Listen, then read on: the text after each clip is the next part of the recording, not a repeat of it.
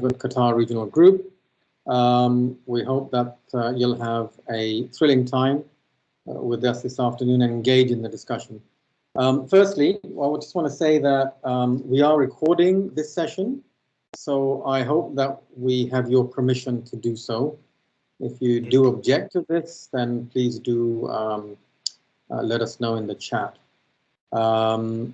Okay, so today's topic is about cybersecurity in the boardroom. So, as we all know, cybersecurity is with us. It's been with us for quite some time. It's something that's never going to go away.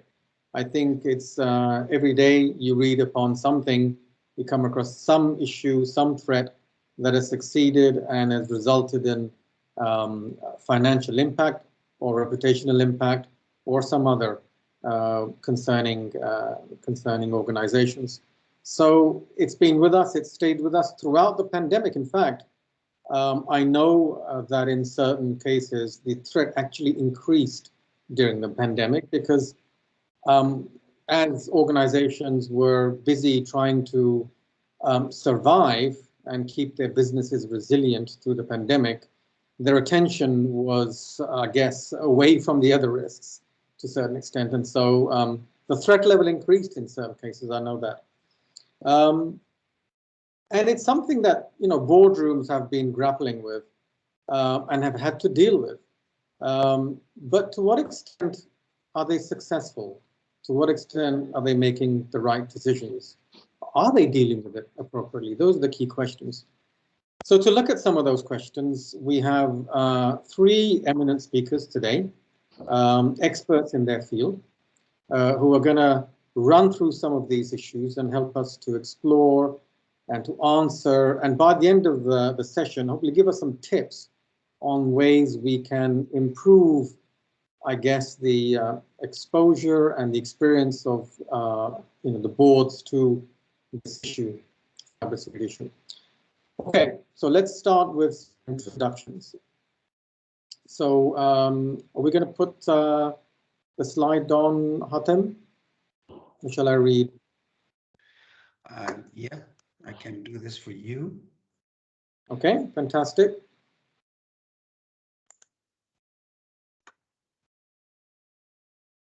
Okay.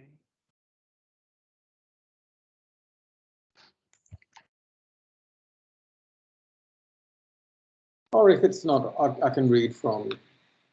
I can introduce verbally, if that's okay. Can everybody see my screen? Not yet. Yep, that's the introduction to the session. Got Yeah. that. And okay, next slide.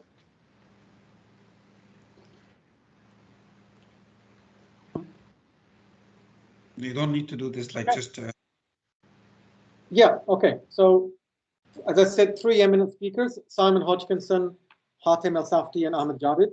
So, very briefly, Simon has 35 years of experience in information technology and cybersecurity across the software, financial services, and energy sectors. He spent 18 years working for BP in a variety of global roles, including the Group Chief Information Security Officer and Vice President of Global Infrastructure, where he initiated the program to move BP to the cloud. So welcome, Simon. Looking forward to hearing from you. Thank you. Hatem El-Safty is qualified by CISA, CIA, PMP, and is a practice leader in risk assurance and advisory service lines with Mazars Consulting in Qatar. He has over 20 years of international experience in risk management, corporate governance, starting with professional services such as EY and PwC, followed by 8 years in oil and gas industry for BP in London, UK, and for Qatar Gas in Qatar. Welcome, Hatem. Thank you. And last but not least, we have Ahmed Javid, who again is a CISA, CRI, and CDPSC. Ahmed is an IT GRC expert specializing in digital trust, cybersecurity, data privacy, business resilience, and information insurance. He has over 15 years of experience in an array of industries, including government, finance, banking, oil and gas technical services. And he's been part of professional services organizations such as Ernst & Young and Deloitte in the Middle East. His roles scan IT assurance, consulting, and he's thought of as a thought leader in the frameworks for IT and IT security risk management, NIST, ITIL, and multiple ITIL standards. Welcome, Ahmed. We look forward to your contribution and also the three of our eminent speakers. So the way that we'll conduct this is if I can ask some questions and then allow you all to discuss them. So it's very much, I guess, discussion-oriented, interactive, with me prompting the questions. And also, I think we would all welcome questions from the audience. If you'd like to post some questions, then please use the chat line for the purpose. And we'll take a continuous look at the chat line to make sure that we're addressing your questions. So let me start from the beginning. Let's ask a fundamental question. Why should boards be concerned about cybersecurity? We say a lot that they should be, but why? Any of you can start by answering that question.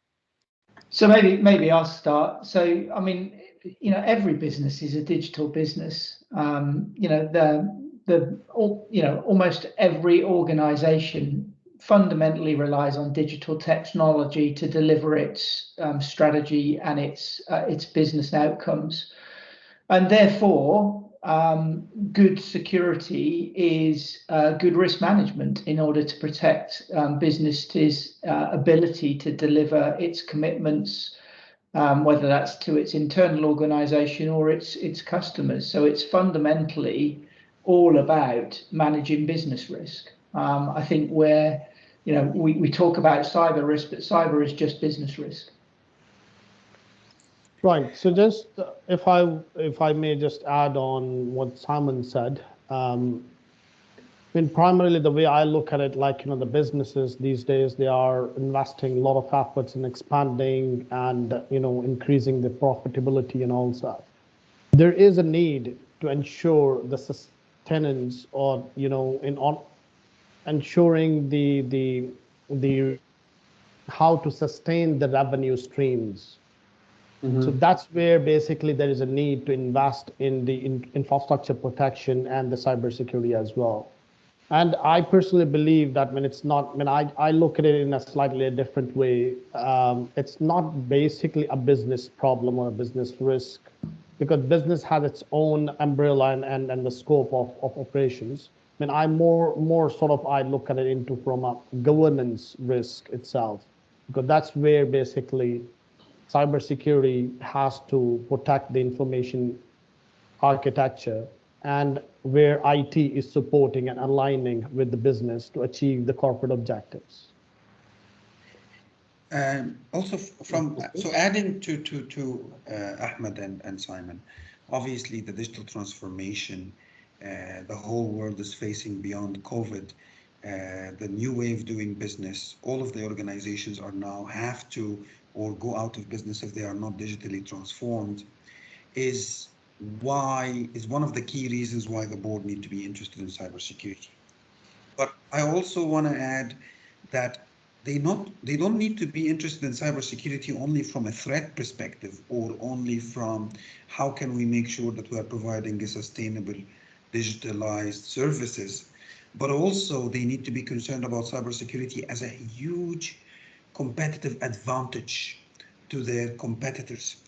The organizations in today's era that can provide and promise their customers a strong cybersecurity, resilient protection of information assets are more likely to survive as organizations.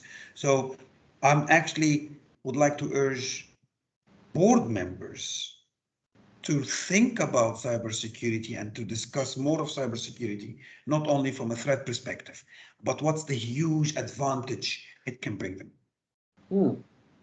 So those are all compelling reasons.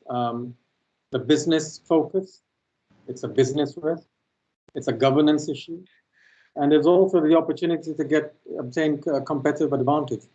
So what's stopping the boards, if it is being blocked? What's stopping boards from discussing this properly at their level? What are the blockers? If I take this one from the start, I personally feel that when there is a lack of awareness among board members, because most of them are generally coming from the business backgrounds and they don't have the core understanding of the challenges, how to drive a cybersecurity program within the organization. The need of the time here is just to understand that when that may use as a business driver to enable the business as a cybersecurity, or in to achieve a compliance, or practically protect our infrastructure from a critical assets from cyber attacks. If we consider globally, I mean, World Economic Forum has released a risk report, where they have rated cyber attacks as the 4th highest risk to the global economies today. And considering the region today, when due to geopolitical situation and top of it, the post-pandemic now, or during the pandemic and post-pandemic, and that rating I would consider way more higher than the 4th, category or ranking.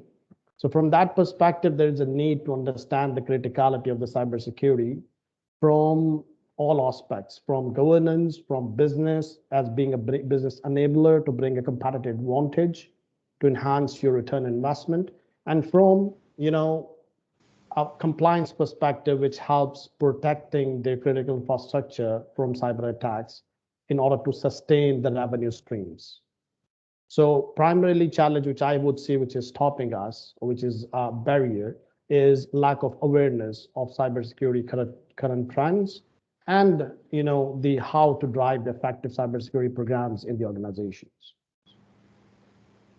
I'm a little bit surprised to hear the lack of awareness part, to be very honest. I mean, you can't escape reading about cybersecurity events all the time, almost all the time. So I don't know, I'm a little bit surprised to hear that. But Simon, Hatem, what do you think? Do you think it's still lack of awareness amongst boards? So I don't think, so I agree with a lot of what you said, Ahmed. What I don't think is there is a lack of awareness that cyber is an issue. I think part of the challenge is that the security community have continued to proliferate this deeply technical language, often running around saying the sky's falling in, give me some money, I can fix it, without relating it to the risks to the business. So I'll come back to the opening statement. In my view, cyber is just a trigger for a business impacting event. It to your point about the World Economic Forum, absolutely, its profile is increasing, and it's having a massive and in some situations existential threat to organizations that are impacted by cyber events. But I think whilst we continue to talk about cyber risk in isolation to business risk, I think boards will continue to not get that emotional connection to the problem. And that's ultimately the goal, is in the same way as you'll talk about operational risk in your major assets, or safety as an issue in sort of your operating assets. We need to talk about cyber in the way it can impact safety, or the way it can cause a disruption to service, or indeed, to Ahmed's point, the legal and reputational and regulatory damage that can be done to organizations that have data breaches is enormous now. But actually, if we talk about the bits and bytes of that problem, we inevitably lose people in the boardroom. So I think we've got to be able to articulate it in a way that the board members are extremely bright, and they manage massive amounts of risks in all aspects of business. And we need to be able to create that emotional connection with board members to the cyber problem, to the increase in threat, to the increase in risk, but in a language they can understand. So my point of view, like Rahat, I think you've raised a good point, and everybody is aware of the cybersecurity as a topic. But I really think this is not Ahmad's point. Ahmad was referring to the awareness of the magnitude and the understanding of the problem. They are not interested in understanding the details of the problem. And I think, again, here is exactly what Simon said, language.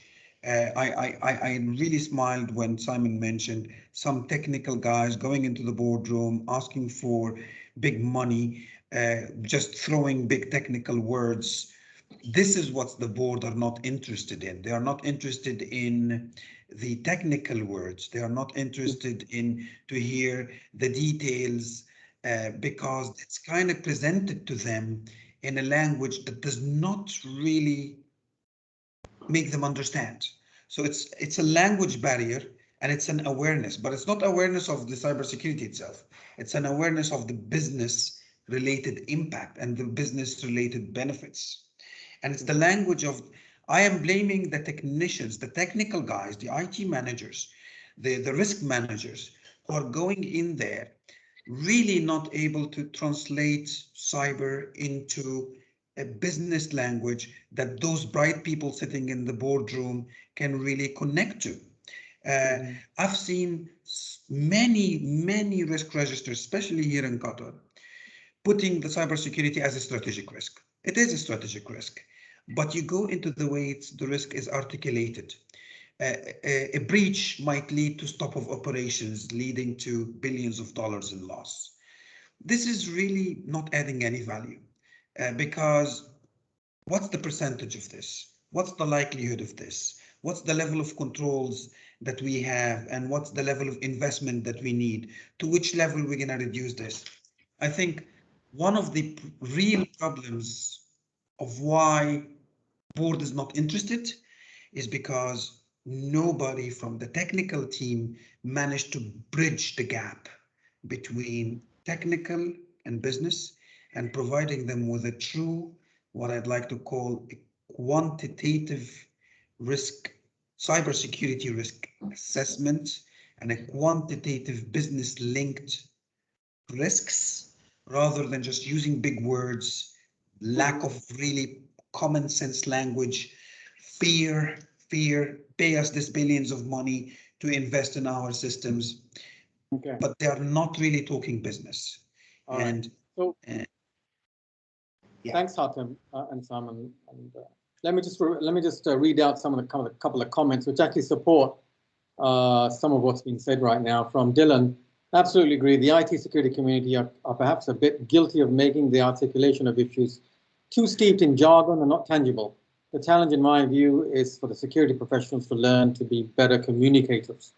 And from Sean, the real issue is a combination of the complex jargon used by the cyber geeks, plus the lack of experience in actual cybersecurity event. Few of these board members have had a denial of service attack. Few ever experienced being completely locked out of their systems. They have no real issue what the risk is. The organizations that have experience of being attacked, the ones that are doing a better job, I think is what is being said here. Is that true? Do you find in your experience that organizations that have been attacked successfully as it is, or penetrated, are they more in tune? Are they doing a better job? I think it depends. I think there are certain organizations that were on the front foot and had robust cyber security programs in place anyway. But, you know, you look at some of the big events that have happened over time, they often follow a similar cycle. A major event happens. Maersk is probably the classic example. A major event happens, cost them 300 million, reportedly higher than that. But what happened immediately after event was this massive injection of cash to address all of the cyber hygiene issues like upgrading their environments, etc. That you know, over time, people have made what appears to be reasonable risk-based decisions given all of the other risks that's happening in the business. You know, there are other examples like the National Health Service in the UK with WannaCry, etc. So I think there is a sort of tendency to see this boom and bust culture after people have been attacked, that there is this dramatic increase. The other point is, I mean, the Department of Culture and Media in the UK released a report for 2020 where they said 46% of all UK organisations have had some cyber breach. So I think just generally every organisation is being impacted. It just depends on the scale of the impact. Right. So I think people it's become much higher profile to organisations now because they have been breached. But I just want to pick up on Sean's point. I actually think the way to get ahead of Sean's point is to exercise. So actually to educate your board and your executive team through scenario-based exercises that provoke the conversation as to how would the business survive if this event were to occur. And that is a real way of getting into those big topics and enabling an active conversation about operational risk versus security risk. So for instance, everyone's got IT assets. Many of you on this call will have OT assets, operations technology assets. The maturity levels in those environments are much less than the IT traditionally in organizations that I've been engaged with.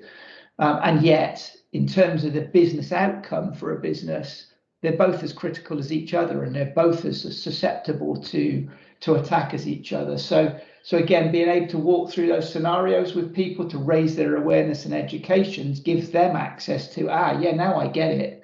If I have a safety event or an explosion in one of those assets that mean I can't get gas or oil or what have you to my customers, you get all the financial and reputational damage, and therefore you get more support for we need to do something about risk management. Sorry, I went off on a bit of a soapbox then. No, that's okay. We'll come back to the tips and tricks that we can employ to help to make the situation better. But what I want to do is just go back to this issue about communication and education.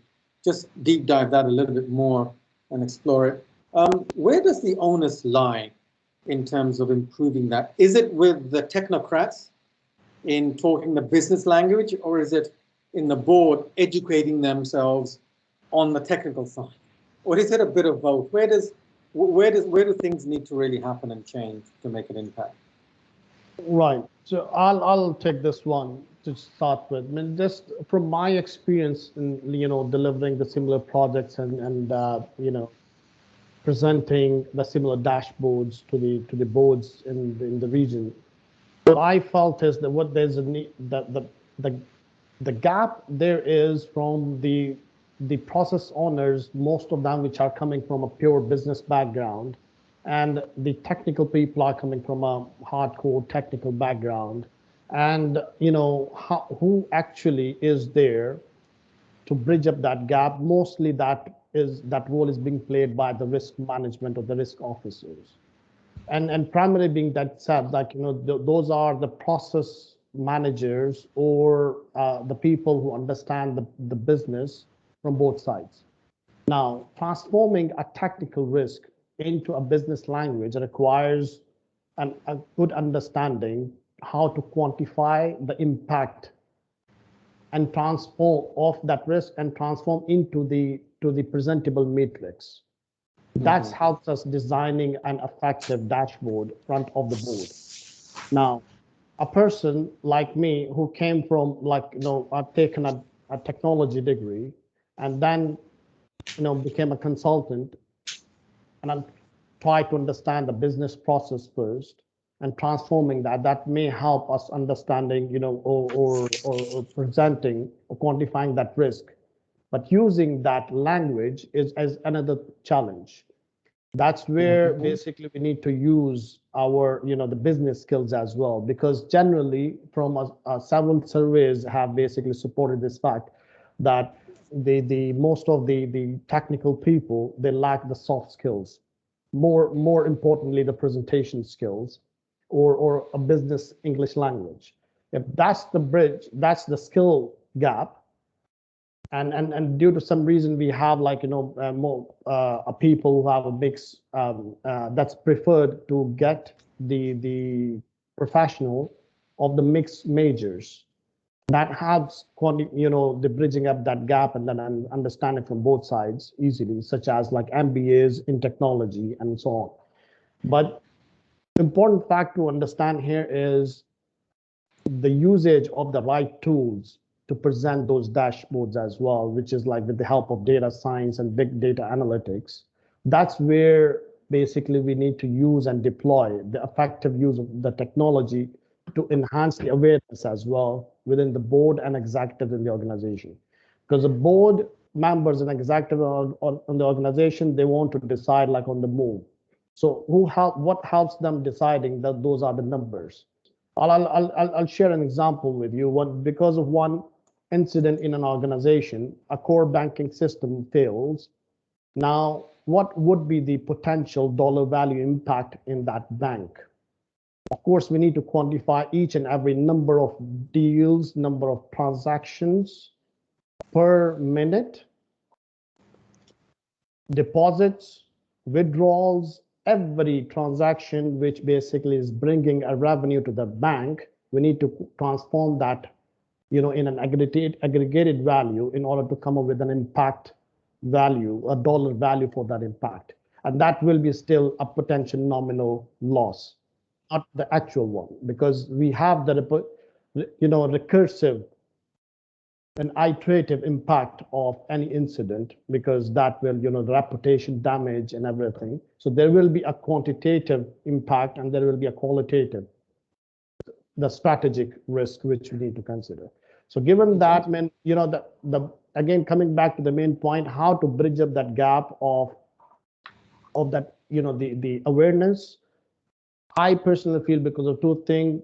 One is the skill set bridge, the people with the mixed majors and help in the organizations, usage of the right tools, which helps, understanding the both sides of business and the technology, and, the art of transforming the technical risks into numbers is comes with an experience. Now, relating this discussion with your previous points, which is like, from in the region, which I personally felt, there are several organizations which are still acting in a reactive mode. Such breaches make them awake and invest blindly and heavily, but after some time, you still find them in the same track, which is in result of procrastination or in the result of like, unclear strategy and direction. What we need to understand here, we need to have a proper lesson learned process established embedded within the culture and incorporated within our enterprise risk management, the portfolio as a risk as well. Now, incorporating that strategic initiatives into, what lessons we have learned, of course, that will help us resulting in conducting a more effective, the business continuity and disaster recovery tests, the recovery tests, as well as, the red teaming engagements and so on. So that needs to be, to uncouple. Let's take if I may add, Rahat, your question as well, which is like who to blame. Is it the board members or the IT people and the risk managers? I think the blame is definitely over both. But if we're gonna really focus who is much more to be blamed, it's obviously the board members. If you don't understand as a board member the details of the risk, you need to ask more questions. If the data presented to you is not clear, you need to ask more questions. I've seen board members, I don't want to be accusing or assuming that they are afraid to ask and look not really clever if they don't understand the technical terms that is provided to them by the technical people. But we are living in a digital world. We cannot expect people not to understand the importance of technology and the risks associated with that in our today's business. There is no business that does not heavily rely on technology, and board members need to have this level of understanding, and they need to challenge the IT. If the IT guy managed to get away going into the board, throwing big terms and asking for big investments that is approved. Yes, the IT guy didn't do the right thing, or the risk manager didn't do the right thing. But in this case, in my humble opinion, it's the board's problem who did not challenge enough.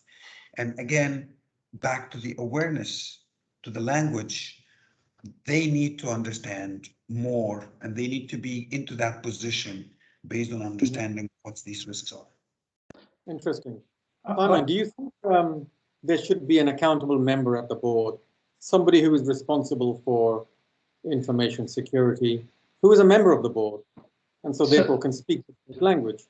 So I think I'll ask that answer that in two ways. Yes, I think somebody should be nominally, looking at cybersecurity and partnering with the Chief Information Security Officer. But I do think, ultimately the accountability sits with the board and the chief executive. So they have to understand the risk in order to be able to manage it. But I think the role of the CISO is to raise their awareness and education, or whatever your head of security or naming for your chief security officer. So, that, and I do get the point about, asking asking questions in those forums isn't easy all of the time. But I think the role of the Chief Information Security Officer is to make sure there's that outreach to the board members, that training and awareness, those one-to-one sessions where required. I think the CEO and whoever on the executive team is accountable for cyber, often the COO or the CRO or the CFO. They need to be able to talk about business risk as well from a cyber, and the cyber impact on business risk. And all of that ultimately, in my opinion, is the role of the CISO, is to make sure that you're continuing to raise that awareness and education, both upwards through the executive teams and the boards, along with your peers or the bigger guys who are managing the different businesses, depending on, lots of businesses are federated, all the way down to every single employee and contractor who works in your environment. And of course, the material that you're going to use is going to change depending on the audience. But when it comes to the board, I think it is the board's accountability. They need to step into that accountability. In order to do that, it's helpful to have somebody who's nominally appointed into that role, but it's also it shouldn't take away the accountability of the CISO to make sure that the board and the executive team have sufficient awareness of the risks that cyber brings to their business. Thanks, Simon. Let's just take a question while we're getting them in. Dindo asks, during the pandemic, I have observed organizations decided to let go some of their employees, including some from the IT security operations team as part of survival. What do you think is impact of downsizing your cybersecurity capabilities during the pandemic? Was that the right thing to do? Will it ultimately impact organizations who have done that and not re-resourced? What do you think? What do you guys think? Is this an issue that's going to hit organizations who've been through this? And quickly, first attempt quickly. So to answer this question, thank you, Dindo, for the question. With the pandemic, the cyber threats and attacks dramatically increased. The ultimate question, the answer to your question, of course, it depends on the organization. I don't know which organization took which decisions based on what, but the ultimate, it depends. If we want to answer the question, so the pandemic increased the cybersecurity threats with people working remotely. So ultimately, cybersecurity expertise and team members should have increased. However, also pandemic brought a lot of pressure on the business, and we're talking business now, pressure on revenues, pressure on operations, and some hard decisions will have to be made. Some have reduction in operations have to be made. And my philosophy here, I'm sorry for the employees who's been laid off, but this is business. Sometimes it is unfortunate, but it has to happen. But during the pandemic, the cybersecurity threats increased, and generally investment in cybersecurity should have increased, but survival also increased. Right. So I'll just add on that what Hatem said. I mean, actually, I would like to respond in two folds. See, this decision is not an easy decision for any of the management, because they really want to retain their employees. I mean, one of the top challenge within this pandemic was how to retain the existing employees just to avoid that turnover. And, another challenge to bring a new talent on board because of the travel restrictions and everything. And it's an important thing to correlate here, that this decision has to be, of course, taken by a CISO when it comes to the cybersecurity stuff. I'm a strong, believer on this fact that when the CISO should not be from a person from a technical background. I strong promoter of this fact that a CISO should be a businessman. That's why, considering the importance of cyber risk and being discussed in the board, and that's why the CISO membership in the board is it's mandatory to discuss the cyber risk in the board. And cyber programs should be driven under the direct direction of this and the vigilance of board members. Second thing is, what sort of qualities a CISO should have from a business point of view, leadership qualities. Of course, he needs to understand the business to take such decisions to how to strategically align his cybersecurity operations with business direction. That's the most important thing. And that's where that will help us understanding all of these relevant questions, where these questions are more relevant to the business directors than the CISO or the technical stuff. So losing the people is, of course, was not a good idea from my standpoint. And in particularly what Hatem highlighted, that the number of attacks has been increased phenomenally during that pandemic. And of course, the workload has increased on the security teams itself. I was studying the changes which was going on in the region, and I was impressed what the strategic decisions was taken by IBM per se. I mean, they have actually let most of the staff go except the security team, because that's exactly was the need of the time, and that's for what do you call a visionary businessman. They understand the future is for cybersecurity, because very soon we'll be getting rid of from the traditional infrastructure, and we'll be needing cybersecurity professionals to protect the existing infrastructure and transforming that services into a managed services. So given that point is once again, I would like to highlight that when I'm a strong promoter of this fact that a CISO should be a businessman understanding a business very well, which helps us bridging up that gap of awareness and communication as well to the board. I agree. I just would like to highlight to people who don't know CISO, Chief Information Security Officer, and I totally agree with Ahmed on that. Thank you.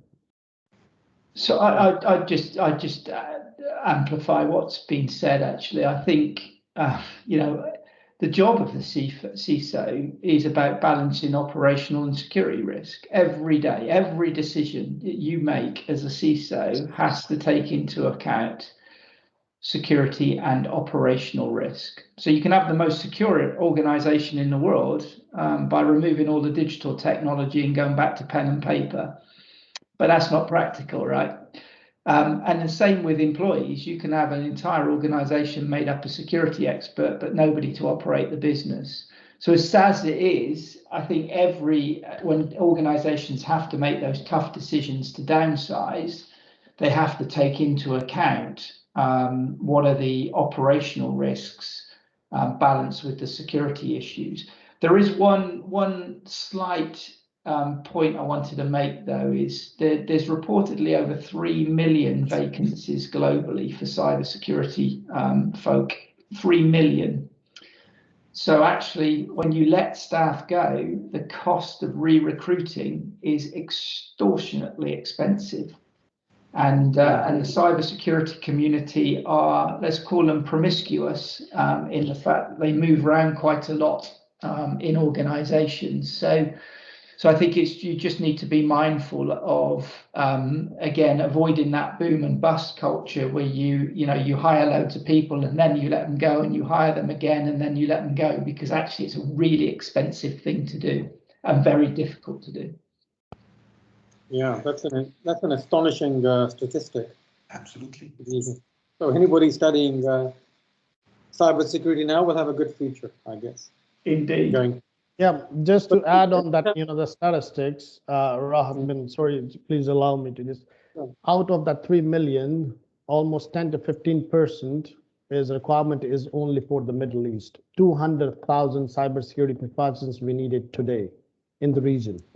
And being that said, KSA is being the biggest geography in the region, requires the highest number, but the Qatar is the second highest, which requires cybersecurity professionals today because of the FIFA initiative. And we are exposed to more higher number of attacks and risks at the moment, because the whole world is looking at us at the moment in terms of arranging it. And that's the stats, if we collect it from the previous FIFA World Cup, that's the number of attacks which got increased in Russia during that few a month and a half, which is almost span of 6 weeks, was phenomenally crazy. So we are, as we are passing time and getting closer to the FIFA, the graph is growing. That's why we need more people as workload is increasing, number of breaches are increasing, number of suspicions are increasing. That's very interesting, but let's just stay on that for a little. Do we have any idea, kind of regionally, where the threat sources are and where the potential victims are, where the targets are? Do you have any idea from what you know in terms of that kind of trend of which I'll be reluctant to say specific sources, but I would actually comfortably say the geopolitical situation is for sure unstable in the region, and for sure pushing for more threats. The Syrian, what's happening in Syria, the whole situation with Iran, the blockade which has now been removed, and the situation with that, the war in Yemen, the big events that is coming into the region, the Expo, the Qatar, the World Cup, the major developments that is happening in the KSA. One of the things that happens in cybersecurity is that there is a lot of hackers sitting behind their laptops and behind their university labs, just want to have fun, and the region now is so much into the news for so many bad things. The oil and gas, the fact that we are not supporting ESG, you will find a lot of hacktivists want to play and have fun, but also advanced persistent threats, APTs, which is a country defended or a country-based cyber attacks, has been proven in the last 5 years that have more impact and more power than military attacks. So many countries are using this in sophisticated attacks that is much more impactful than military activities.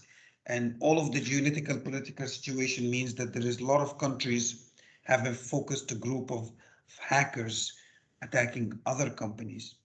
Another example was the attack on Q&A, Qatar news agency, at the beginning of the political situation. There was a lot of evidence to say that this was a pure APT, a government-supported attack. The attacks that is happening in Iran is again a country-based or a country-backed up attacks. Their nuclear facilities, the famous hacks into their facilities. All of these are country-backed attacks. It's just the risks and the examples is not going to stop. The sources is known without really point fingers. I'm not sure. Yeah, just to add what Hatem said is like, considering the geopolitical situation, the sources, regardless of the sources, one thing on the receiving end, but I must say that who got impacted, it's not easy to say, but it's a fact that everyone got impacted, whether it's government, agencies, corporates, banks, hatta individuals as well. Now, being that said, if you see that, if we consider the examples of cyber espionage and, of course, there's a government-funded campaigns which have been launched, and we have noticed in the region as well, and particularly here itself, it's a direct, the sourced attacks funded, which has been, been launched more critically towards the critical infrastructure like in oil and gas. And of course, the major big names have been impacted from a ransomware and from some successful breaches as well. But more we are basically, that's like, the added impact or added effect of that is from such fund riders, because such tools are like so freely available these days that anyone can access and go and download, which weren't used to be accessed, like, were not been easily accessible just almost 5-10 years back. Now the complete suite of such tools are easily available, free of cost. Just you download and start using it. And that's basically complicates the situation a bit more. Where I must say that our regulators have to play a very important role here.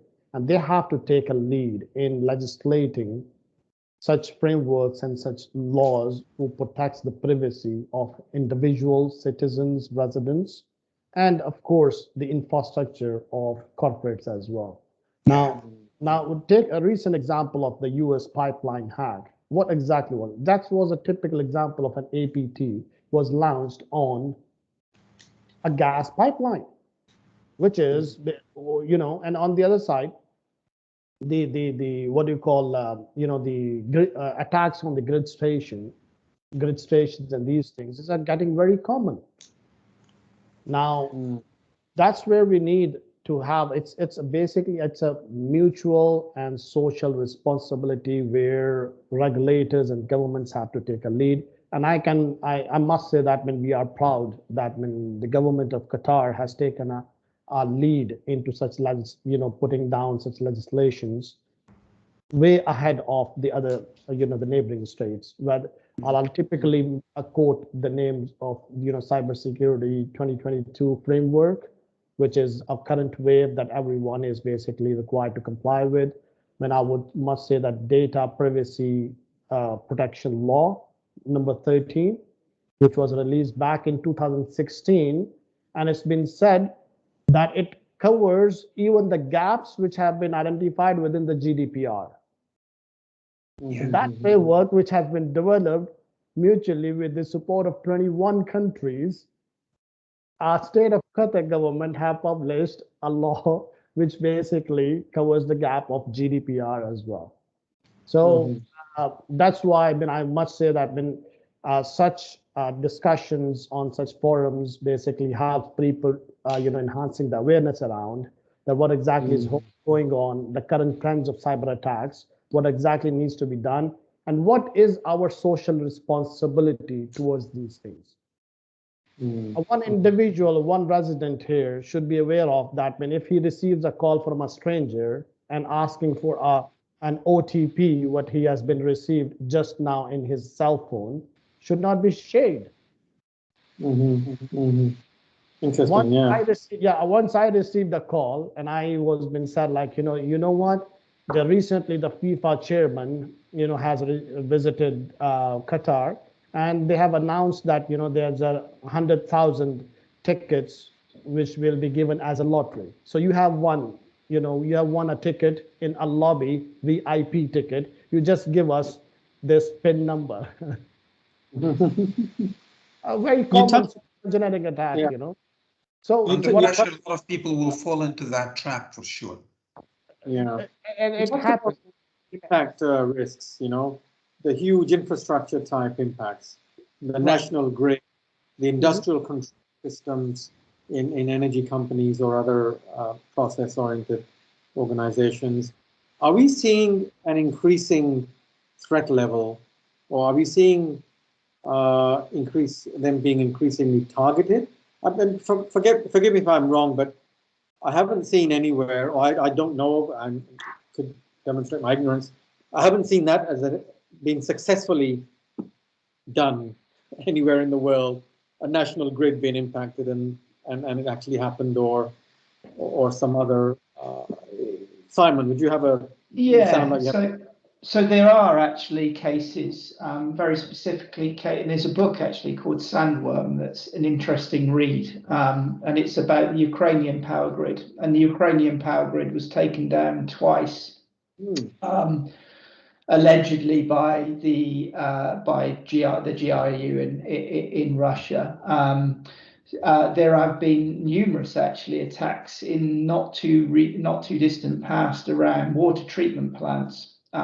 So there was one in Israel, one in the US within the last 12 months. And you can imagine that the social unrest can be caused by, affecting clean water and the health issues. So yes, I would say there is an increasing awareness that industrial control systems are being hit. Hatton talked about Stuxnet, which hit the Iranian nuclear program, and that was a really smart piece of software that essentially slowed down the centrifuges. So rather than just taking things offline, it was designed to actually delay the enrichment of uranium, and it had a massive impact on the program. And there was a recent attack on the same nuclear facility in Iran as well. So this is happening.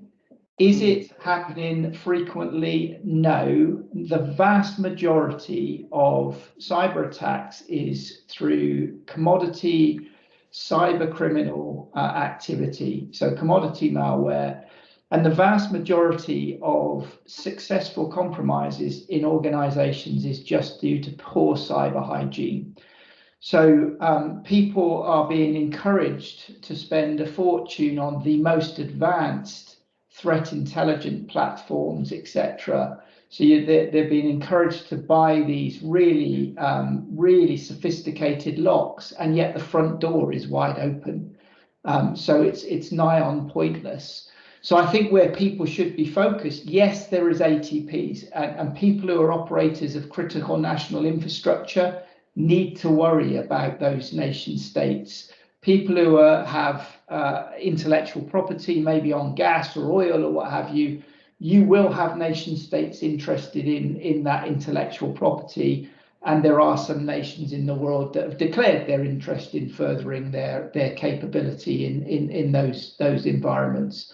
But actually, for the vast majority of organizations, they're not really of interest to nation states. The vast majority of organizations should be more worried about being impacted by commodity ransomware. Yeah.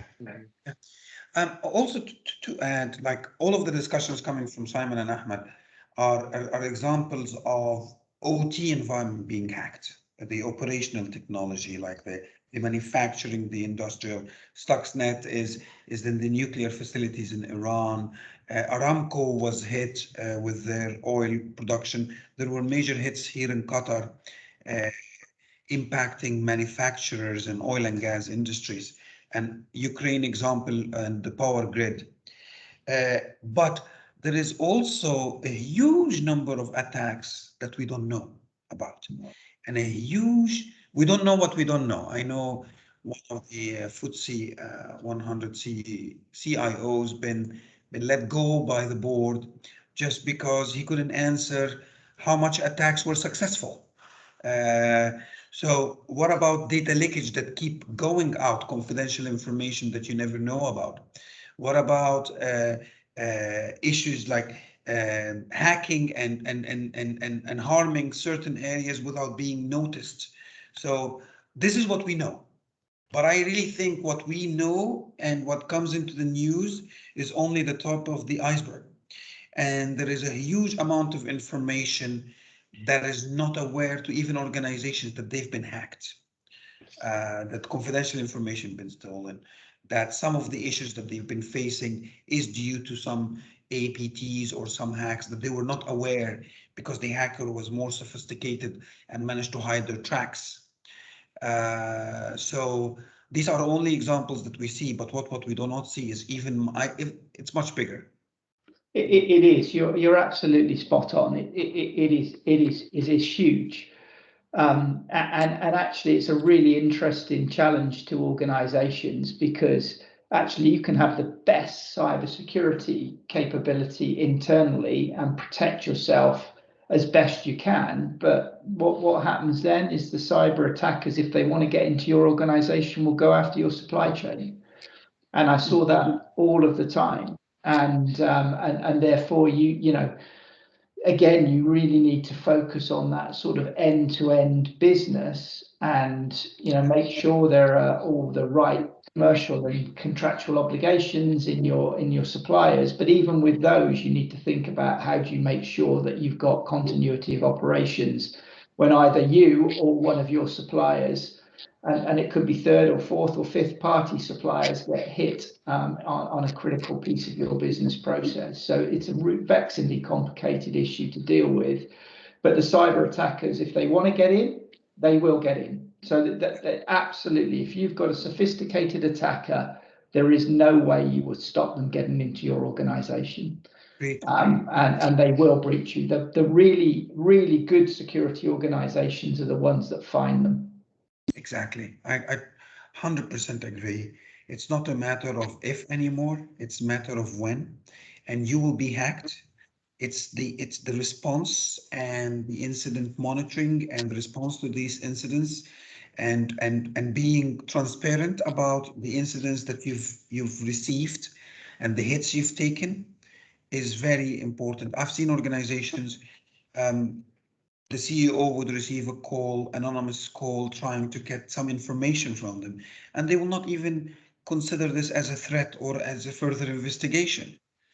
1 week, 2 weeks later down the line, the whole organization is severely impacted by a big hack. So adding to what Simon said, there is an anatomy of a hack. Like if you want to break it down, you start by very small hack, and it takes you 6 months to go into a more sophisticated ones and really apply the real damage. So relying on monitoring and incident monitoring would definitely prevent bigger issues happening in the future. But you need to monitor and understand what the hack has received, and to be able to respond once you are hacked, because you will be hacked. So adding like just what exactly Simon said, you will be hacked. You need to know that and respond to that. It's a fact of today. So that's a very interesting line of discussion there, this issue about transparency and knowing and understanding your data. So, I mean, who needs to know that and take action on it?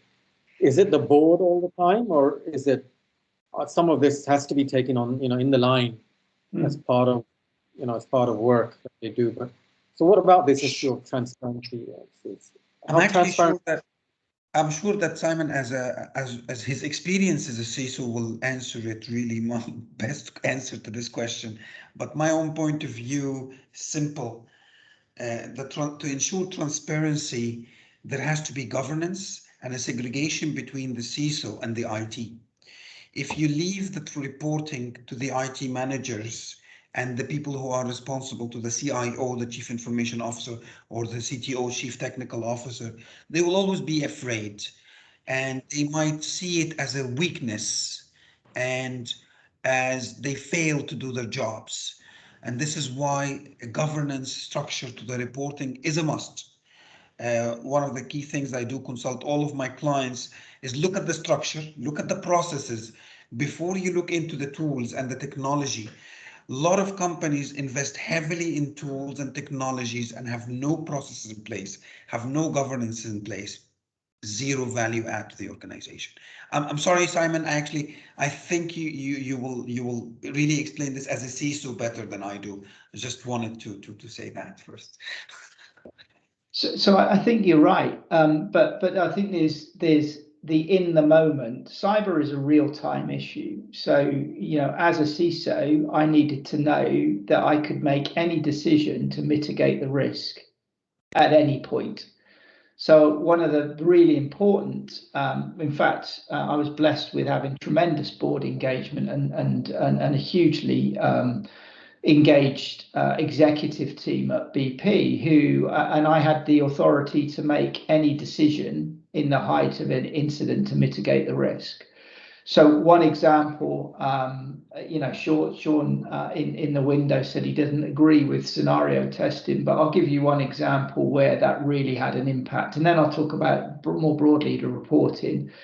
But actually, with your operations technology assets, so our rigs and our refineries and our pipelines, you know, in the event of an impact, say a ransomware attack on the enterprise IT system, the first thing I would do is shut the connectivity down to the operating assets, because the last thing in the world I want to do is to find that ransomware is spread into those operating assets. So we set up a scenario test with the executive team.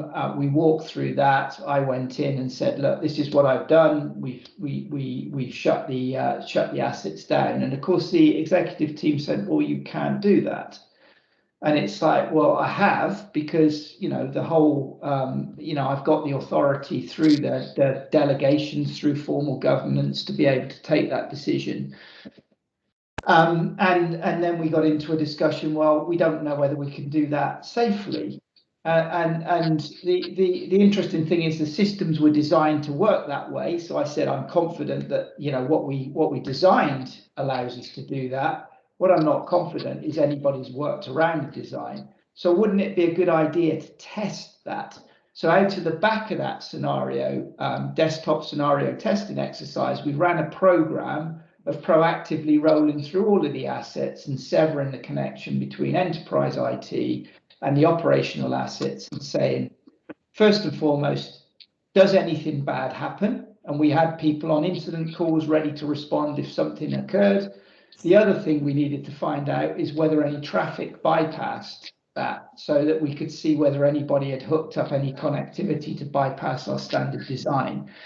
So I think there's the in the moment response that the CISO has to be empowered to make those decisions to mitigate the risk. The second thing is in terms of just really transparent reporting. I think with the board and with the executive team, the first thing you need to tell them is assume compromise. You have to assume you're compromised, because you will be at some point. And make that an active conversation, and then an active conversation about, here's what's happened to other companies, here's what's happened to our company, and some of them were real incidents and some of them were near misses. What are the lessons learned, to Ahmed's point, that we've got to be openly about that, and then to talk about the potential business impact. And I think the one thing that, you know, I found probably the most difficult thing in terms of articulating to the board was that if you talked about an operating asset, so go back to that single, you know, that scenario-based test, you can quantify the cost of taking that operating asset down broadly, because it would be like having to shut it down for maintenance. So there'll be a cost, an understanding of the cost of that. What's not clear is when a cyber event happens, it's not geographically constrained. It's not a single asset. it's everything potentially, and it's really hard to quantify the actual risk to the board of everything being out.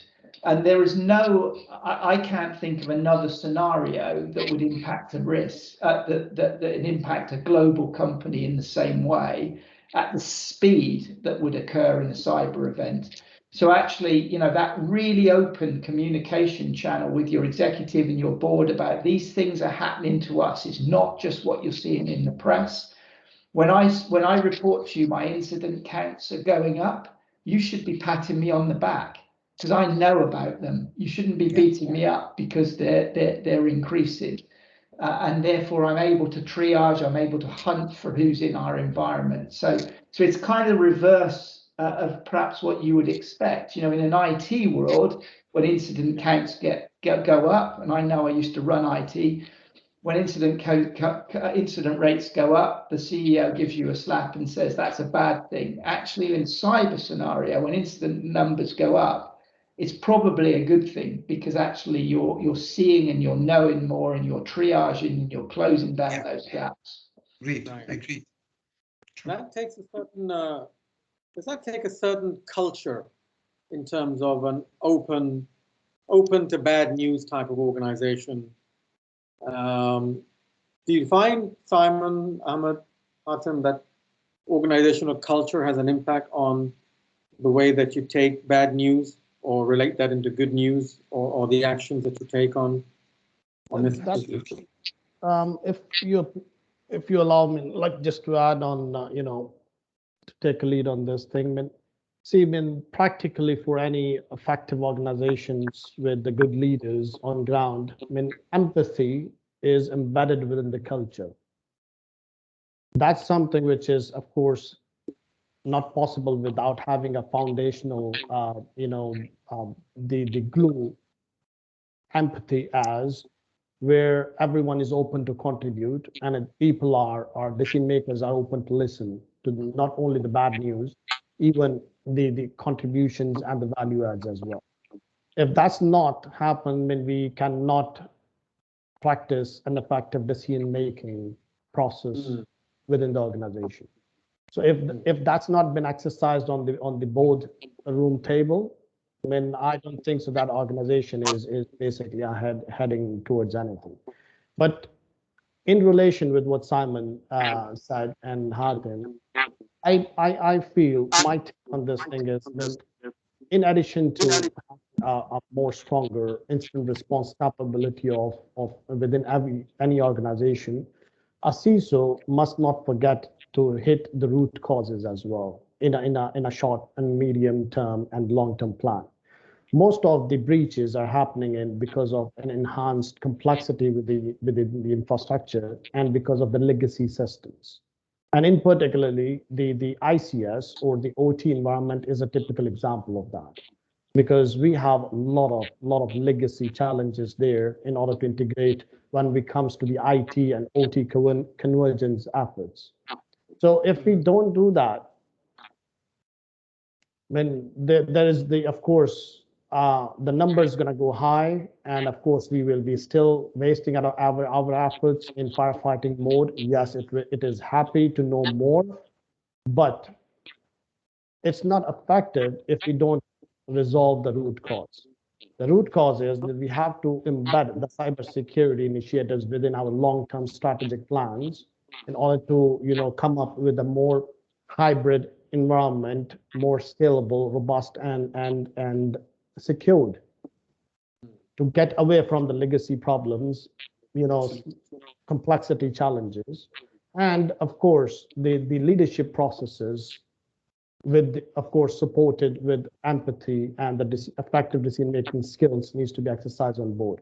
Otherwise, such organization, like most of us here in the region, are still in a firefighting mode.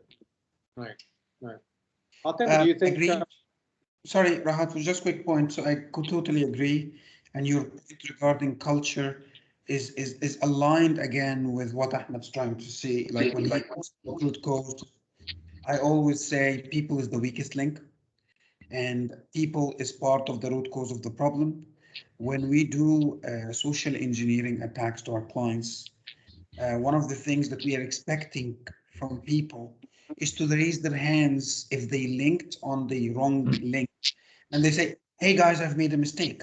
But no, they delete the email because they are afraid to be caught. So people are afraid to say, I've done a mistake, because they will feel that they are not smart. And also culture will force people not to report. IT manager who's aggressive with his team, people will be afraid to report. So the culture and the people is all like the culture is critical to reports. People awareness is important, and people is always, not always, but like most of the time, linked to the root cause, because they are always the weakest link in that chain.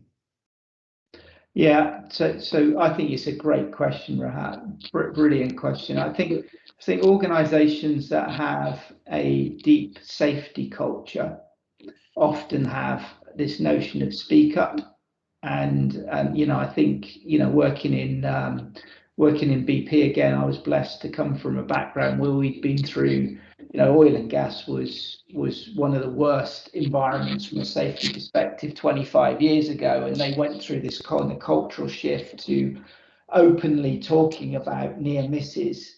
So I actually think culturally fitting cyber into that and talking about it, not to diminish safety, and certainly, you know, we still had fatalities in our operations. You in no way want to diminish it, but to be able to talk about cyber safety in the same way, fitted into the culture of the company. So I think you need to find a way of weaving the cyber message into the culture. And I agree, absolutely, you have to do the root cause analysis, and you know, there is an argument that there should never be human error, but there always is in the environment. You should try and engineer it out. But I think you also have to recognize that humans are fallible and adopt your awareness programs to allow people to be open about where they've been compromised. So, you know, if you've got retail operations, you probably want to train them on point of sale system security, so that they're looking out for things like card skimmers. You know, but you don't want to change your train your global business services function on that, because it's pretty pointless. What you want to train those guys on is adherence to process, so that you don't get compromised by business email compromise. But if you do, the ability to speak up quickly so that you can respond to that and make sure that you can salvage the situation is really, really important cultural aspect. So in many respects, you know, your question is at the very heart of cybersecurity, which is all about culture. And it's often said that the tone at the top decides what the culture is. So I guess that's saying, in terms of cybersecurity, it's the board that's got to communicate it down in terms of its importance. Just coming back to the board again. So in terms of decision making, and we know that boards are used to having financial information and assessing return on investment, for example. So how do they assess? You know, you're a CISO, you're asking for a certain amount of money. There's an ever-changing landscape where you continually have to invest in order just to stay still. How do you convince the board about return on investment when it comes to cybersecurity? So, I mean, I'm happy to take that. I would say it's a difficult problem. You know, sort of being able to quantify that global risk is difficult. So what we did was we aligned the cyber risk to where we could to real business risks. So, like for our assets, for, you know, our rigs, our refineries, etc.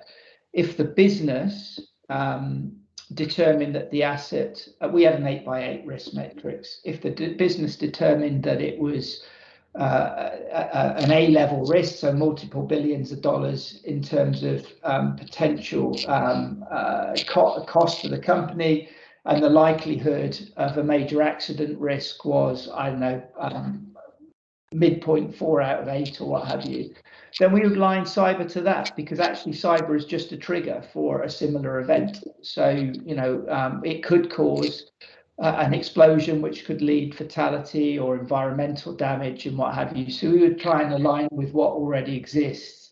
I looked at a number of different quantitative tools for assessing cyber risks. So there's a framework called the FAIR. It's called the FAIR Institute. There are companies out there that are risk modeling.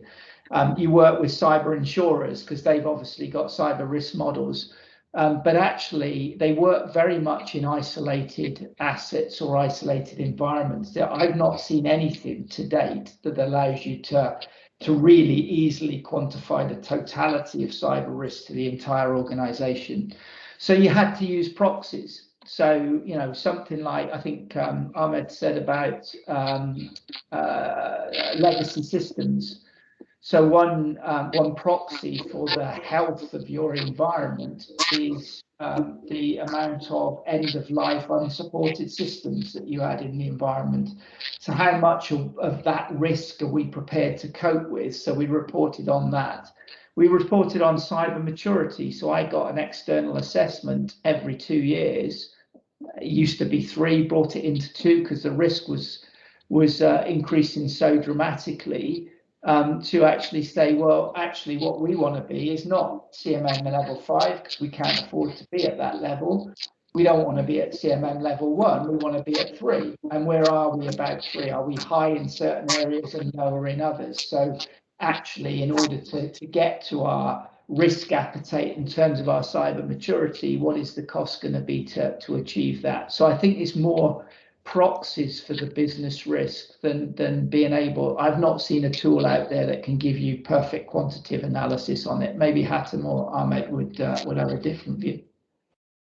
Yeah, I mean, I say from this perspective, like, I mean, as Simon said, it's not an easy thing to calculate a return on security investment. From that perspective, and from my experience, like when I was a head of business continuity management in a bank, when I used a quantitative tool to estimate the ROSI, you know, return on security investment, by calculating the potential impact into the dollar value and putting, you know, place in front of the management, the executive management, to see, like, you know, this number of dollar value I have saved for the bank if we would have been hit with some, you know, breach or some, you know, disruption. So that's, I think, been, again, that's a question of going back to some very root fundamental question, which Hatem highlighted, that, you know, the putting the risk from a qualitative perspective and calculating from a quantitative point of view. So it's a mix of both basically here in order to come up with at least an estimated ROSI, because now if we consider if we just like try to see that, I mean, who actually owns the budget of cybersecurity within your organization, it's not an easy question to answer, because cyber is embedded within each and every business process, each and every business application, infrastructure, and even the IT cost is shared within the business, you know, the divisions and groups. Similarly, that goes with that. So I'm that the quantification of a potential impact is something should be used as a tool to present as, you know, a return on investment on cybersecurity. Okay. Yeah, and just to mention here, so Simon, thanks for bringing FAIR, the factor analysis of information risk. It's one of the most famous quantification of value at risk, cybersecurity risk. Reflecting on the experience here in Qatar and reflecting on the topic on hand, which is cybersecurity at the boardroom, I believe the board is not interested in the details, which is something that we need to change.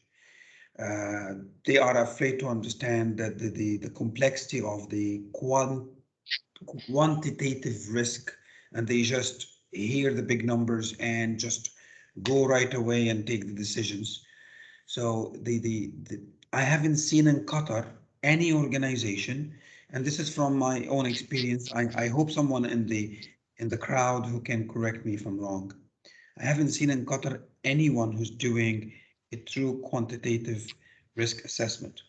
Having said that, there are significant investment in enormous types of tools, crowdsourced, cybersecurity tools, incident management tool, MDR tools.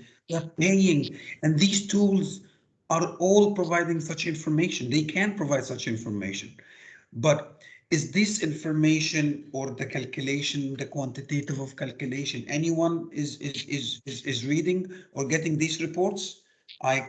From my experience, no one. I hope someone can correct me if I'm wrong. And I would really like to talk to anyone who is doing that and to get their experience on how they managed to break through the culture issue, which we raised earlier. And it's a board culture issue that they don't want to go into the details and understanding the complex matter. Sean just mentioned an interesting comment, which lends itself to this theme. We convince the board in the same way that we convince them about HSE, right? So I mean, I know organizations do spend, those who are committed to upkeeping, especially safety in their organizations, they will spend money to make sure that people stay safe and go home safe and have safe working activity. So to what extent can use the same arguments in cybersecurity? Anyone? Why are you using the same? Operation is going to stop. Sorry, Simon. Operation is going to stop. You're going to lose billions of dollars. Fear and not giving any real depth to the information, to the decision, to the appropriate decisions to be made. And I think it's just we're just using the red 5x5 matrix to put it on the top. A lot of people are arguing the heat map is not really adding any value, but I'm not going to go through there. But it's always there. So that's all what they need to know. Risk is top, likelihood, top impact. Let's invest in that. Where are we getting it? Nobody cares, but let's invest in that. I'm sorry, guys, being passionate about not seeing the board discussing this in the region in an effective way, the way I hope it to be happening. And I would like to see anyone who's managing to do it differently with more informed discussion and more in-depth analysis to the problem and proper decision making.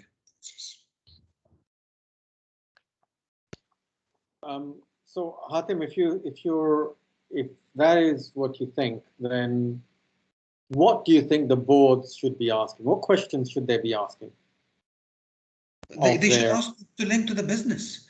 They have to link it to the business. What is the impact? What is the likelihood? The quantification?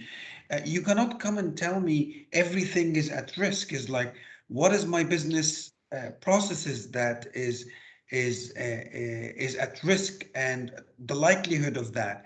And if the impact, like one of the examples I like to say, okay, I go to the board and say, extreme high likelihood that you will be hacked, losing billions of dollars.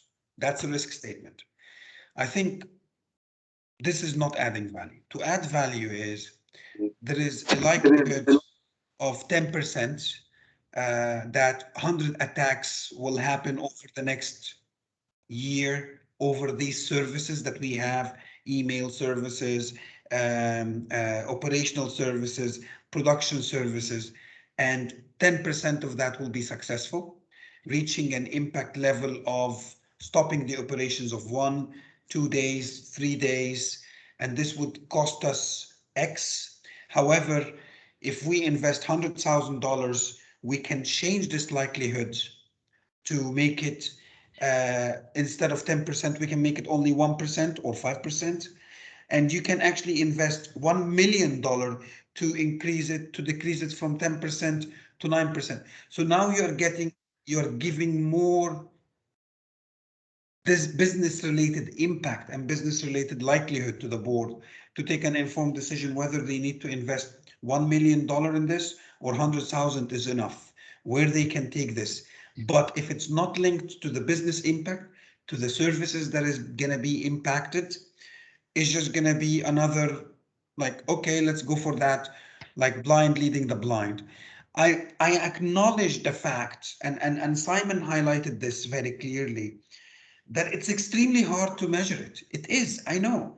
Sometimes the cyber attacks will impact multiple services at the same time, but this shouldn't make us stop at just giving them a very unsensitive, I don't know how to call it, but like just very high level qualitative risk statement that everything is at risk and you're gonna die tomorrow. It just doesn't work. So I don't know. I want to see it happening in practice. I haven't seen it happening in practice. I've read it in a couple of books, especially related to FAIR and measuring cybersecurity. And there is an arithmetic ways of calculating and linking it to business. I am not lucky enough to see it in practice, and this is what I want to see. I'm trying to convince a member of the audience who's quite keen to weigh in on this. Can we do that? Can you let Sean I think this is always an open forum for everybody. Thanks, guys. Okay, so Sean, please go ahead. Yeah, can you guys hear me? If you can hear me, just let me know. Yeah, we can hear you. The reason why I said the same way we need to convince them to invest in HSC, we use the same way, okay, in HSC in particular, because when you talk about quantitative risk, we do this in HSC all the time. There are QRAs that are done left, right, and centers. Quantitative risk analysis for HSC impacts, fires, explosions, blast overpressures, whole tutti. But we never take that information to board and say, board, there's going to be a 7-bar blast overpressure that will affect 15 people, so you need to. We don't tell them that. That information is held with the knowledgeable people, the experts, right? Your chief might know about it. Your chief will definitely see the report. Chief officer will know about that, but the board won't see that report. It is our job to then condense that information to make it simpler for the board to understand what we're trying to say. So we don't have to take quantitative stuff to them. We talk quantitative, we talk about likelihood, we talk about impact. QRAs only work when you have correct data. Data that's repeatable, data that can be used anywhere when you've got a large amount of data to make it make sense. But you can't do quants based on data in my house alone. That doesn't make sense, okay? Right. For HSC, it's very easy. You've got PCAG, you've got OGP. They tell you valve failure rates. They tell you PSV failure rates or line failure rates. Historical information is available to everyone, consistent information. So it's hard to do quantitative because if I put in information, rubbish in is equal to rubbish out. It's unqualified information. This is the only problem with quants. It's applicable in some cases. The FAIR methodology, if I can just finish, the FAIR methodology is very much similar to a standard QRA that I've seen or actually done myself elsewhere. Simple, loss magnitude, loss frequency, etc. Standard stuff. There's nothing special about it. But do we have enough data worldwide that is standardized that every organization can use to say, for this application, this is what we use, and you punch it in and you get it out. This is the real challenge. That's my Thanks, Sean. Let's take some feedback from our panelists. Yeah, Rahat, I would want to take I would like to comment on what Sean said. Sure. And see, primarily, Sean, when I personally, my take on this thing is that when cyber risk is embedded within our enterprise risk management process, same as any health and safety risk or financial risk or market risk or liquidity risk or whatsoever.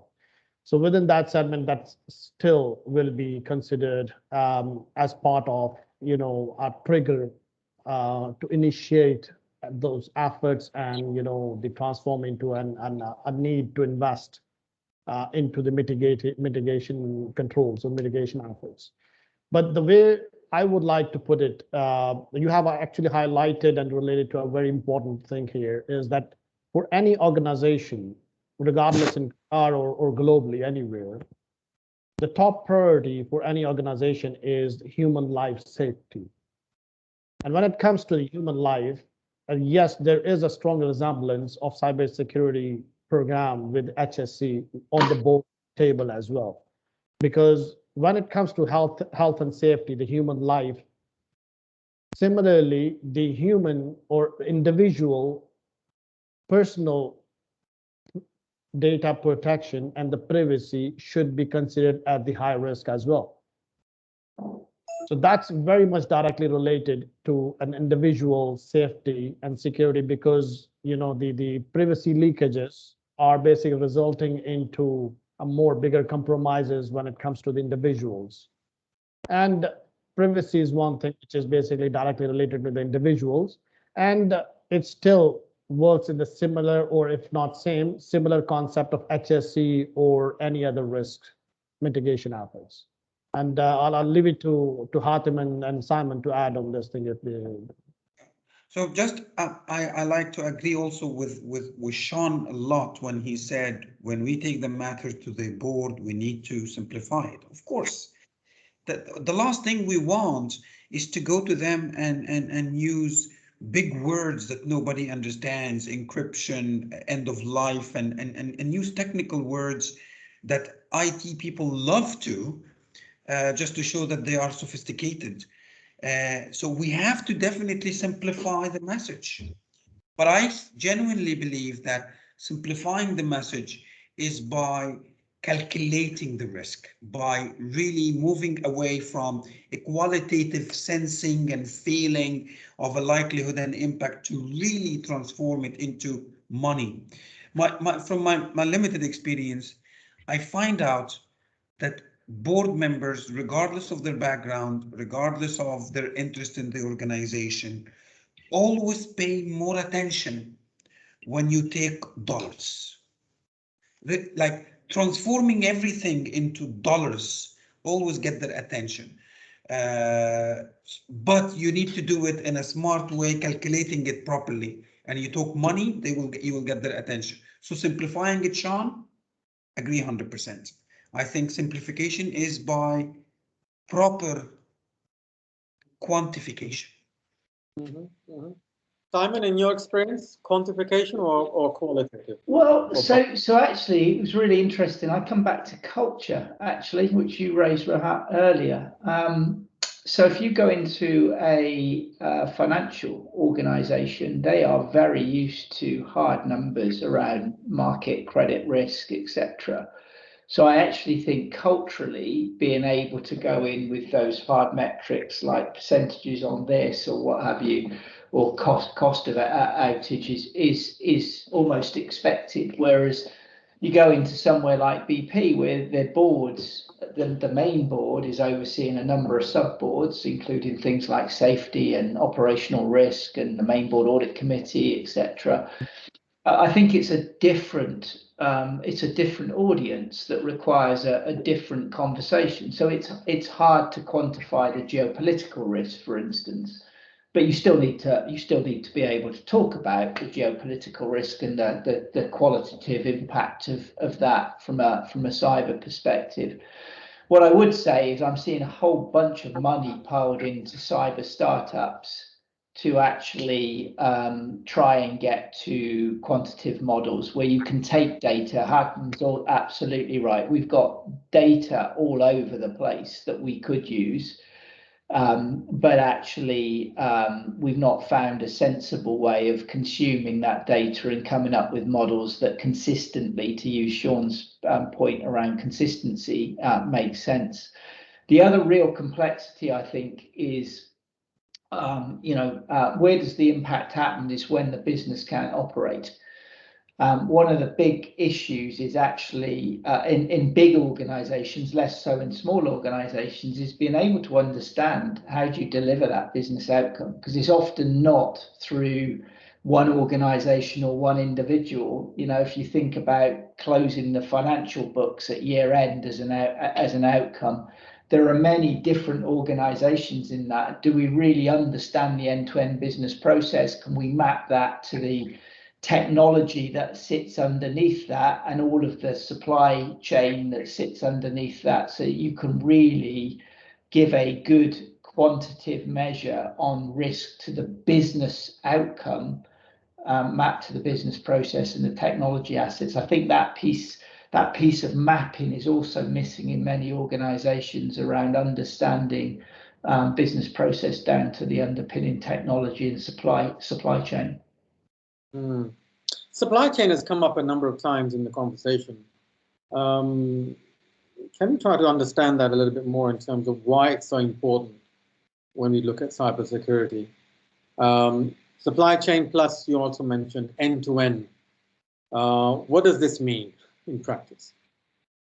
So maybe I'll take this first. So to me, you know, whatever your business outcome is, so I'll give you an example. Let me qualify it in an example. So when we when BP needed to stock its retail stations, it used the logistical provider. It didn't have it. We didn't have our own trucks that were delivering product to these retail stations. We were reliant on logistical providers to do that. So actually, you know, one of our main business outcomes was for customers to be able to buy product in our retail stores. The logistical provider got hit twice by ransomware that led to stockouts in our retail stores. So it didn't matter how much we spent on cybersecurity in BP.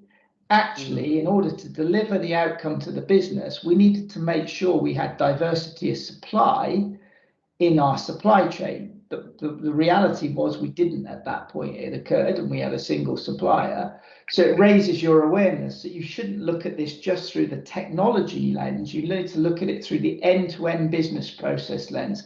How do you deliver your ultimate outcome, which is selling product to a customer, and look at all elements of that supply chain, your internal capability as well as your external capability, to make sure it is resilient.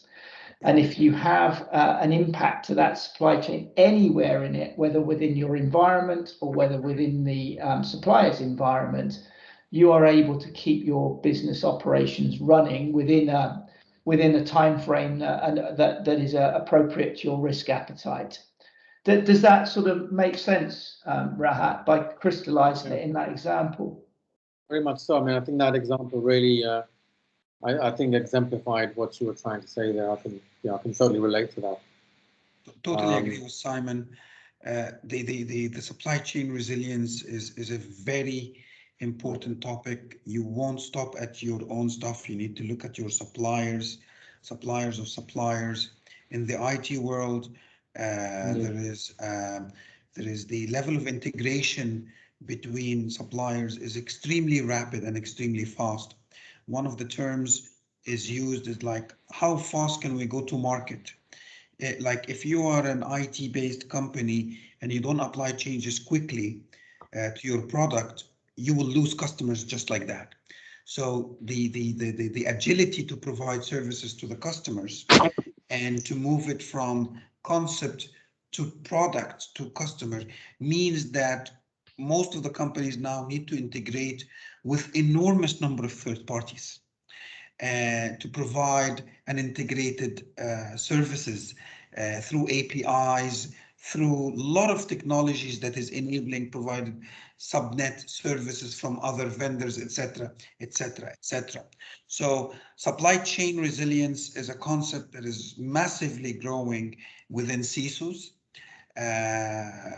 because the hackers will just use a weak link through these APIs from one of your vendors.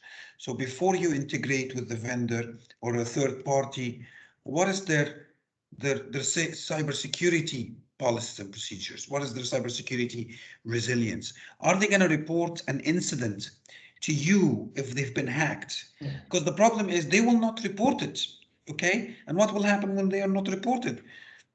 Traffic will come from their systems into yours, that you are not even able to see because it's coming from a legitimate source. So supply chain resilience is massive, extremely massive in business. We've all seen what happened in Qanat Suez, Suez Canal, Evergreen. We've seen how like earthquakes and civil unrest in part of the world impacting my supply chain. But this is the normal supply chain, which is again growing. The IT is even a bigger beast. And the supply chain resilience in the IT is a bigger beast. I've recently been lucky to connect to establish a relationship with one of the let's say tier one IT companies. I don't want to mention names, but like really tier one massive IT company. The process in which they onboard us as a service provider completely transformed 5 years ago. The number of questions they asked us: do you have a security policy? Do you have a business continuity plans? Send me your policies. Are you ISO certified? X, Y, Z, and like thousands of questions. And I know that they asked us this question so they can assess the risk coming from to them from us as a simple provider. This completely transformed over the last 5 years. I genuinely believe the IRM need another session just to talk about supply chain resilience. It's just yeah, I agree with you. Can I just bring up one point, particularly you know, for oil and gas providers, back to culture. Actually, the industry had grown up by using lots of contractors. So actually, in the Middle East, at least 3 of the main oil and services gas providers were hit with ransomware within like 3 months. We had contractual obligations for those providers to report back to us when we got hit. 2 of them did a fantastic job of letting us know. One of them didn't, and I was literally hounding them on the phone, trying to find out what was happening. What we actually developed was what we call a digital distancing. So as soon as we found out via our threat intelligence or hopefully via a call from their security team that they had been hit, we immediately severed any access to BP. Now, that had continuity of operations issues. It meant that one of our contractors couldn't get staff on site in one of our facilities, so we couldn't produce the level of product we normally did. But that was a decision that I made. Business were engaged as well, that says actually the risk is too high at the moment. We don't know enough. We don't know how they're operating in that environment sufficiently well to know whether they could bring that malware or ransomware into our environment, so we won't let them in. And there again, it comes back to sort of in certain industries, you wouldn't have that sort of open culture of bringing contractors in, but it is sort of endemic in oil and gas in particular. So there's too much has been said on the supply chain risk. So I was thinking all over that what is left for me to highlight or add on. So I've after listening to all, but I must say that there are a couple of things which I would like to highlight is that in the supply chain risk management of the resilience, third-party risk assessment is one of the very important factor to consider, because generally that is the risk which has been not given equal importance to while designing the supply chain resilience and recovery strategies.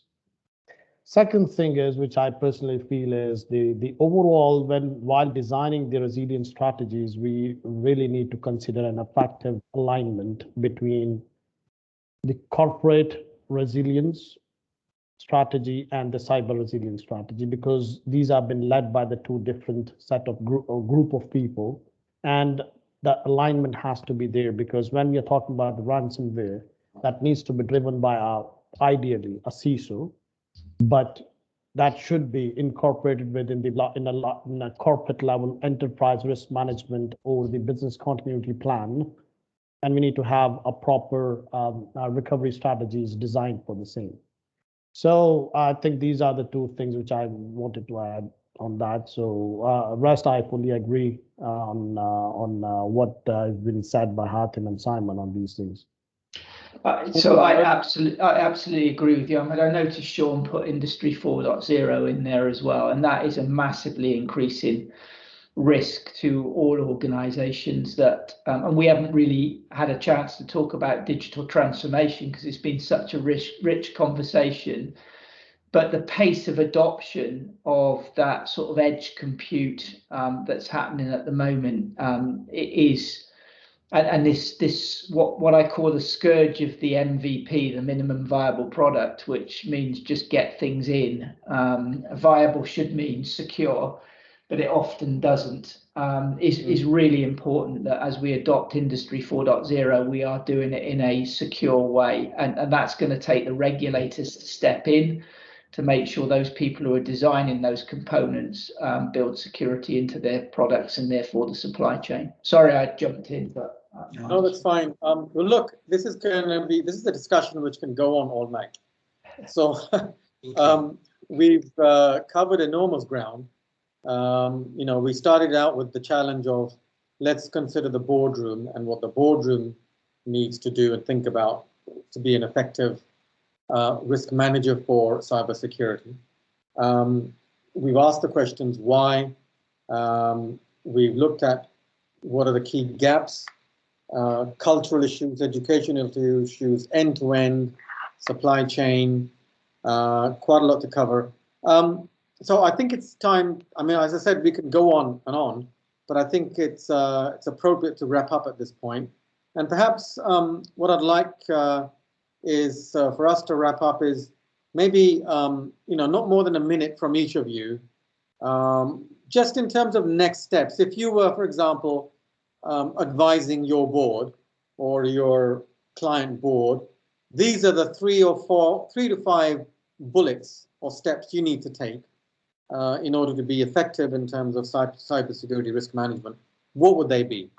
So not more than a minute each, if you don't mind, please, and we'll give everybody a chance to go home after this. It's been a long discussion, but I know it looks like you've got the energy to go on, but we must finish. So let's finish off by a minute each of your 3 to 5 takeaways or takeaways for the board. Yeah.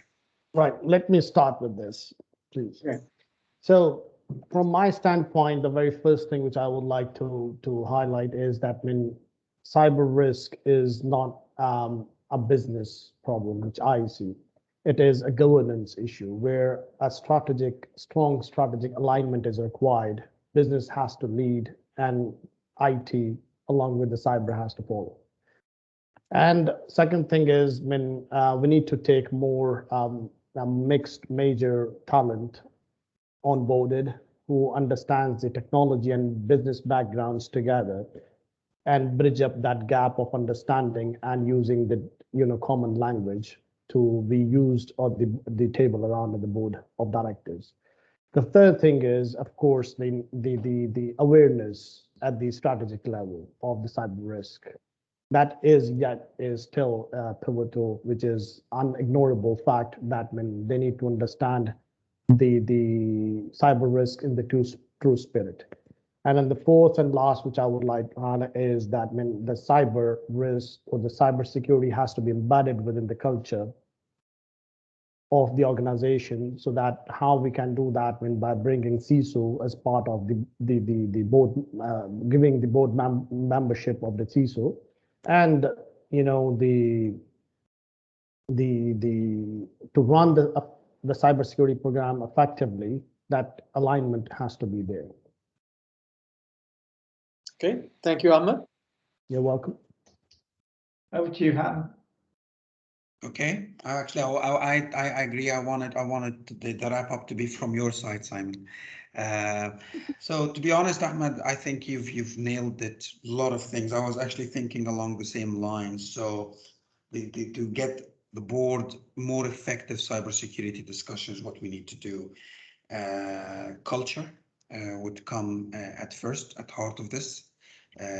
Culture from the board and to the team to make sure that people are happy to share their concerns and issues, and to make sure that the IT is presenting this in a language that they do understand. And they are the tone from the top coming from them is to make sure that they just don't take complex things for granted. They just need to dig deeper and to ask about questions and to really understand the issue. If they don't understand the issue, it's their problem, and they need to mandate a simplification. If we go back to point of Sean, is like to simplify it to the board. It need to be business sense at the end of the day. So the board has to understand this, and its culture. There is an ownership and accountability, and I think one of the highlights from this session to me was there is a lot of comments coming through. There is at least one board member who understands this. Simon highlighted this. So there is kind of an ownership. You don't need the whole board to understand, but at least an ownership in one member who would be able to do this and to reflect on this supply chain resilience and the understanding of that. And lastly, but not least, was like the business language, the quantification of risk, and how important it is to transform the technical risk into a business financial risks that all of the board members understand, linking this technical thing into the services that is going to be impacted, the money that they're going to lose, the money that they're going to make, all of that stuff. It needs to be transformed through quantification of cybersecurity, I believe. Thank you, Hatem. Thank you for those final words. Simon, over to you to First, thank you. Thanks for allowing me to attend. This has been a great discussion. You know, I think it's all been said. First and foremost, you know, the board and the executive team must own the accountability for cybersecurity. That is the #1 priority, is to make sure that they feel accountable and they take the accountability for it. And people don't look to the IT department or the CISO and say, oh, that risk's managed by those guys.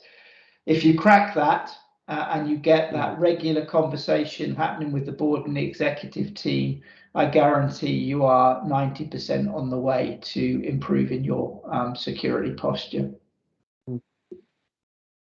Excellent, excellent. Thank you so much, Simon, Hatem, and Ahmed. I've learned a lot from you today. It's been an exciting discussion. We could go on. I also must thank the audience.